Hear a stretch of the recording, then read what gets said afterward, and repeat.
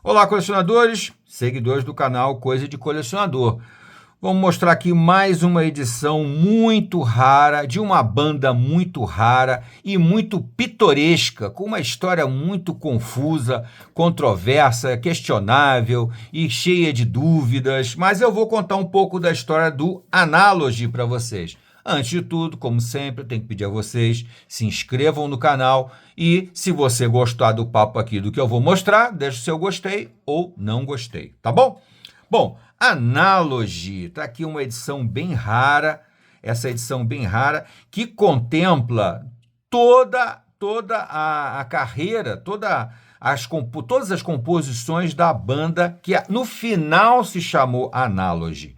Tá? Mas teve vários nomes antes, conforme a banda foi se formando, e acabou, quando saiu essa edição aqui como LP, ela ganhou o nome de Analogy. Mas já, antes ela foi chamada de Joyce, e deveria ser chamada. Mas aí também já aconteceu uma coisa pitoresca, porque a editora errou e botou como Joyce, com J em vez de com Y, que era a ideia inicial. Aqui no final tem uma pequena referência.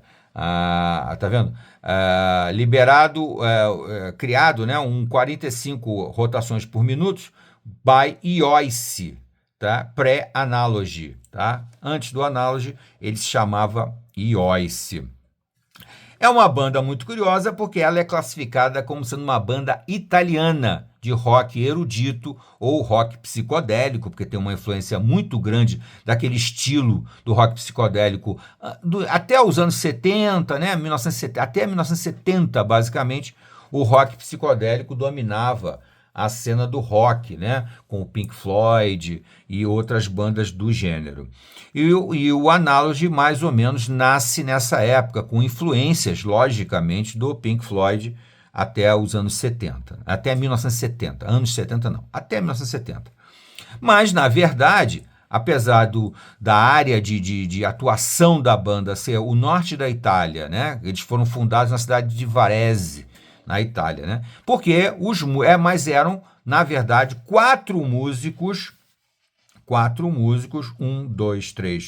cinco músicos alemães.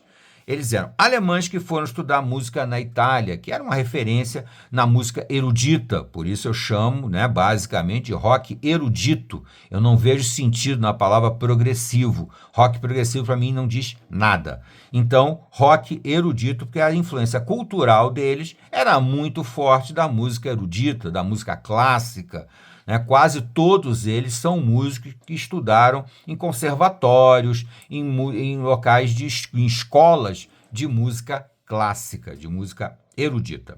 Tá? E o Analogy formou-se nessa época, numa época em que era muito difícil você conseguir uma gravadora, conseguir gravar um disco, era muito difícil, era muito complicado.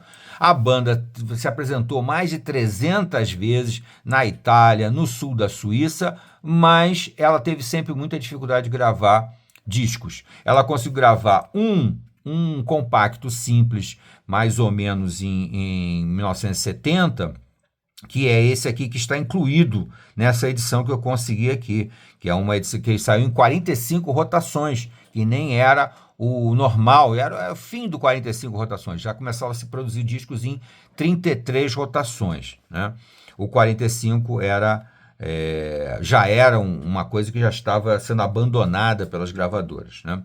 Muito bem, e aí vamos lá, temos os músicos aqui. A primeira curiosidade também, antes de falar dos músicos, é essa capa aqui extraordinária em que os músicos estão nus aqui na capa, né? Isso foi uma ideia muito psicodélica, muito exageradamente psicodélica, típica de 1970, mais ou menos quando começou a banda, tá? E eles fizeram essas fotos, essa foto e essa foto aqui, para o compacto simples que saiu antes, que está incluído aqui nesse álbum, tá? Que vem só com duas músicas, Sold Out e God's Own Land, né? Então, eles fizeram essa capa. Quando foi lançado a banda já com o nome de Analogy e lançado praticamente o único LP da banda, a gravadora exigiu que usassem essas capas aqui. Eles queriam uma capa pintada, se eu não me engano, pelo Nicola Pankow, pelo o tecladista, que também tinha dons de pintura, né, de arte e tal. E então, esse aí tiveram que desistir e a gravadora lançou dessa forma aqui, que é bem interessante.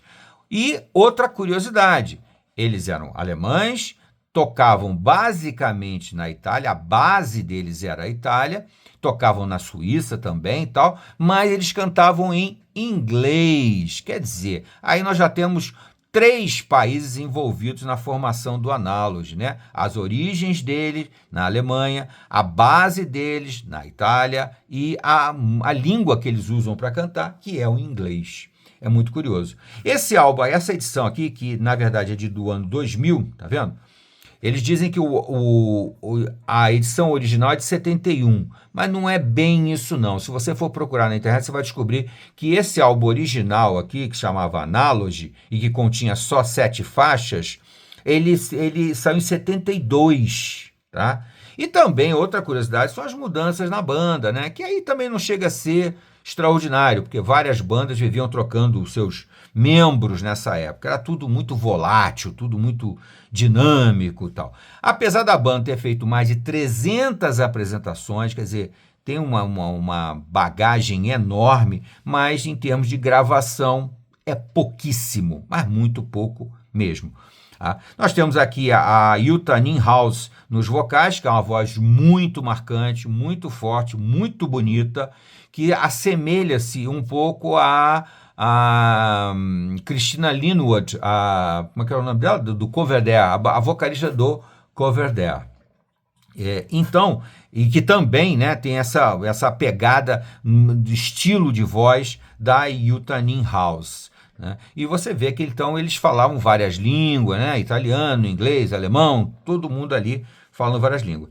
Temos aqui o irmão dela na bateria, temos aqui o Wolfgang Schoen, que fazia o baixo, ele era um guitarrista base, mas aqui ele já assumia o baixo, o Martin Turner, que era a cabeça pensante, quem mais compôs aqui, que era o guitarrista, o Nicola Pankow, um excelente um tecladista, tocando órgão basicamente, mas um cara com influência clássica muito forte. E ainda uma homenagem ao único italiano que chegou a participar da banda, o Mauro Rattaggi, ou Rattaggi, não sei se ele é Rattaggi ou Rattaggi, enfim, que tocava o baixo e teve que deixar porque ele foi servir o exército. Para você ver que todo mundo era muito novo nessa época. Outra curiosidade dessa edição aqui é que vem tudo em 2 línguas, é uma edição bilíngue, porque vem tudo em inglês e italiano. Em inglês e italiano, inclusive a letra das músicas, em inglês e italiano, tá? Então, é bem curioso, bem interessante essa coisa. A música deles, como eu já falei, é basicamente um rock erudito, lembra muito o Coverdare, né?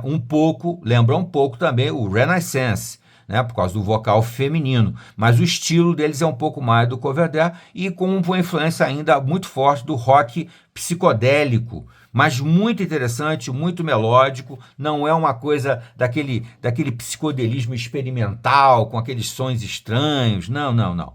É bem mais pé no chão, bem mais rock and roll mesmo, tá? E essa edição também é interessante porque ela contém tudo o que a banda, que acabou se chamando Analogy, compôs. Está tudo aqui.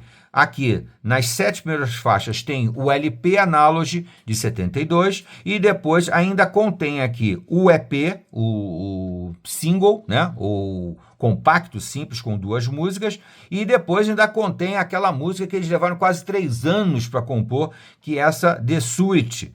Aqui você tem a The Suite A e a The Suite B, né, no final aqui do CD, que é bem interessante também. Essa música eles começaram a compor em 77 e só concluíram lá em 1980.